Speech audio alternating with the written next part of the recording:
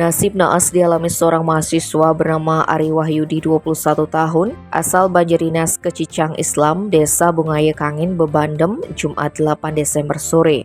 Pria itu diduga menjadi korban tabrak lari oleh pengendara yang belum diketahui identitasnya di Jalan Raya Amblapura Singaraja, tepatnya di Banjarinas Batu Ringgit Kelot, Desa Batu Ringgit Kubu.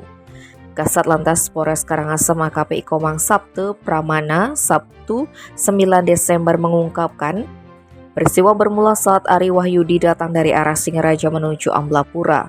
Setibanya di TKP, ia diduga menjadi korban tabrak lari mengingat identitas pengendara tidak diketahui. Korban mengalami sejumlah luka-luka, kendati tidak sadarkan diri, ia pun sempat dilarikan ke klinik Kubu untuk mendapatkan penanganan. Namun naas, nyawa yang bersangkutan tidak dapat tertolong. Kini pihak kepolisian sudah melakukan tindakan mengenai peristiwa tersebut. Tim Poli Express melaporkan.